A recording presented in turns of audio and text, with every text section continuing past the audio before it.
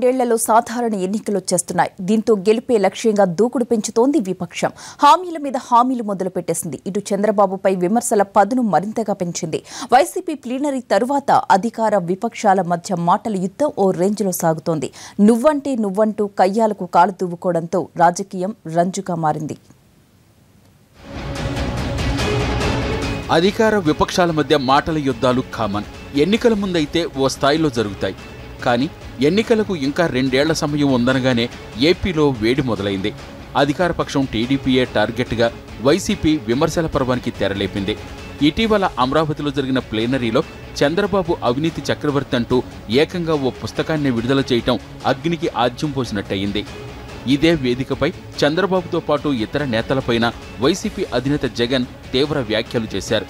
ప్రధానంగా చంద్రబాబుని టార్గెట్ చేస్తూ విమర్శలు గుప్పించారు. ప్రతి గ్రామంలో వెళ్ళి చెప్పండి, అన్నొస్తున్నాడు, మంచి రోజులు వస్తున్నాయని చెప్పండి. ఇవాళ ఇస్తా ఉన్న పెన్షన్ 1000, 2000 కాబోతుంది అని చెప్పి ప్రతి యావకు ప్రతి తాతకు చెప్పండి. జగన్ విమర్శలు టీడీపీని మంటెక్కించేలా చేశాయి. ఆయన ప్రసంగంలో ఒక్కొక్క వాక్యాన్ని తీసుకుని విరుచుకుపడుతున్నారు నేతలు.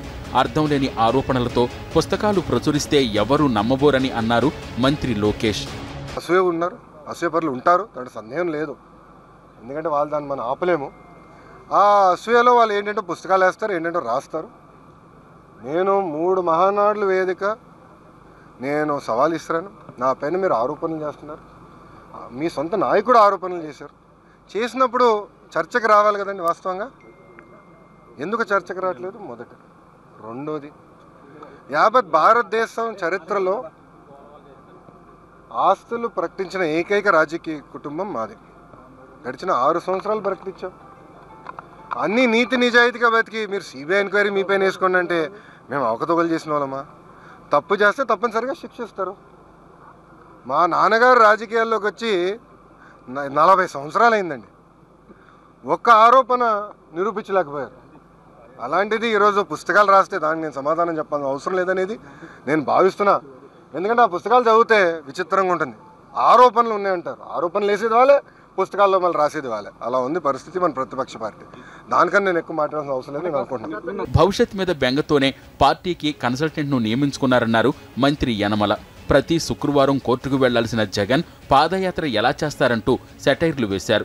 ఇప్పుడే ఆయన అధికారంలో పోతున్నాడనేటువంటి, అధికారంలోకి రాలేడనేటువంటి ఆయనకు నమ్మకం ఏర్పడినట్టుంది. అందుకనే చాలా అడ్వాన్స్గా ఈ యొక్క ప్రకటనలన్నీ కూడా చేస్తున్నాడు. జత ఆయనకి అధికారంలోకి రావడం అనేటువంటి కళ. ఆయన ఇప్పుడు ఏంటంటే Jagan is just like a pendulum. ఆశ నిరాశ మధ్య ఊగుతూ ఉన్నాడు. అంచేత ఆశ నిరాశ మధ్య ఊగుతున్నాడు కాబట్టి ఆయనకి అధికారంలోకి రావడనేటువంటిది చాలా స్పష్టంగా తెలుసు. కాబట్టి ఆయన వల్ల ఈ రాష్ట్రంలో ఏ విధంగానూ జరగడం లేదు కాబట్టి, రాజకీయంగా లబ్ధి జరగడం లేదు కాబట్టి ఆయన కన్సల్టెంట్ని పెట్టుకోవాల్సిన అవసరం వచ్చింది. ఈనాడు ఆయన కన్సల్టెంట్ మీద ఆధారపడ్డాడు తప్ప ప్రజల మీద ఆధారపడలేదు. భవిష్యత్ కార్యాచరణపై పెట్టాల్సిన ప్లేనరీని కేవలం చంద్రబాబు, లోకేష్ను తిట్టేందుకే నిర్వహించారన్నారు మరో మంత్రి సునీత. మరోవైపు ప్లేనరీ వేదికగా జగన్ ఇచ్చిన హామీల మీద వ్యంగ్యాస్త్రాలు వేస్తున్నారు. అధికార దాహంతో నోటికొచ్చిన హామీలు ఇస్తున్నారని అవి నెరవేర్చాలంటే రాష్ట్ర బడ్జెట్ చాలదన్నారు ఎంపీ జేసీ. పాపం ఆయనకు ఒక్కటే, ఎట్లాగైనా ముఖ్యమంత్రి సీటు కావాలని ఆయన కోరుకుంటున్నాడు. దానికోసం సాధ్యమవుతుందా అసాధ్యమవుతుందా అనేటువంటిది లేకుండా ఆయన చెప్పిన దాని ప్రకారం చూస్తే ఈ రాష్ట్ర బడ్జెట్టే సరిపోతుంది. ఆఫీసర్ల జీతాలు కూడా తక్కువ వస్తుందేమో ఆ పరిస్థితులు చెప్తున్నాడు. ఆవేశమైనకు ఎట్లాగైనా సరే, ఎన్ని మాటలు చెప్పైనా సరే, అబద్ధం చెప్పైనా సబద్ధం చెప్పైనా ఏ రకంగా అయినా సరే ఓట్లు వేయించుకొని ముఖ్యమంత్రి అయితే మళ్ళా చూద్దాము ఎవడేమి చేస్తాడు నన్ను.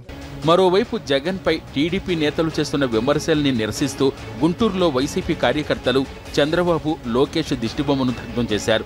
టీడీపీ అవినీతికి కేరఫ్గా మారిందంటూ మండిపడ్డారు. ప్లేనరీ విజయవంతం కావడంతో కడుపు మంటతోనే ఆరోపణలు చేస్తున్నారన్నది వైసీపీ ఆరోపణ. మొత్తానికి ప్లేనరీ తర్వాత టీడీపీ, వైసీపీ మధ్య మాటల మంటలు మరింత పెరిగాయి. 2019 ఎన్నికలే టార్గెట్గా 2 పార్టీలు ఆరోపణలు, ప్రత్యారోపణలకు దిగడంతో రాజకీయం మరింత వేడెక్కినట్లయింది.